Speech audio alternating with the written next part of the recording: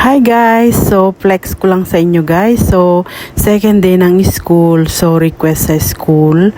Kagaya nung last year ay kailangan mag-provide yung mga student ng pencil case, crayons, at saka pencil.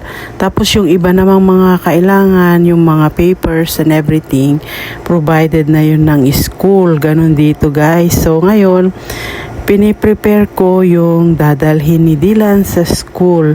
So, kailangan lagyan ko itong pencil ng kanyang name.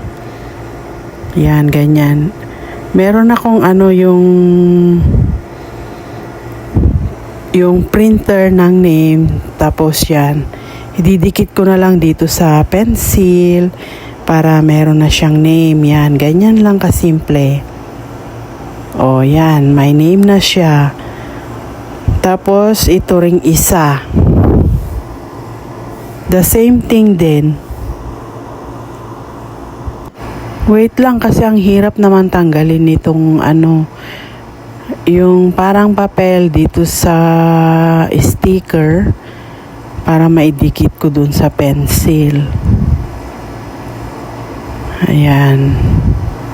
Ayan, okay na. So, ididikit ko naman ito dun sa isang pencil. So, isa lang yung sabi ni Dylan pero dalawa na lang ang ipapadala ko sa kanya para pag nasira yung isa, meron siyang extra.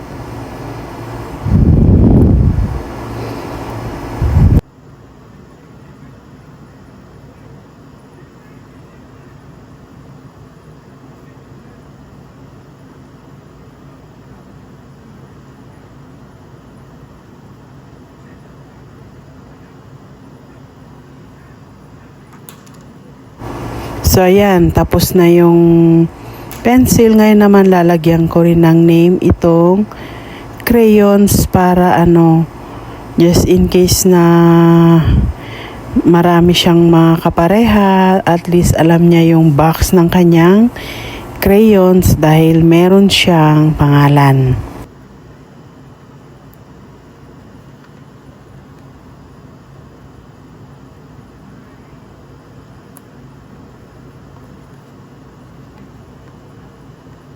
Ganito lang naman guys, wala naman silang dinadala ng mga notebook, mga libro, meron lang silang agenda. Ito naman yung kanyang pencil case.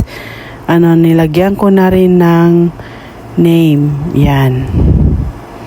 So, ilalagay ko lahat dito sa loob and then dadalhin niya sa school dahil iiwanan na niya doon hanggang matapos ang school year.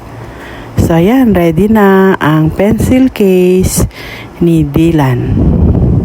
Thank you so much for watching.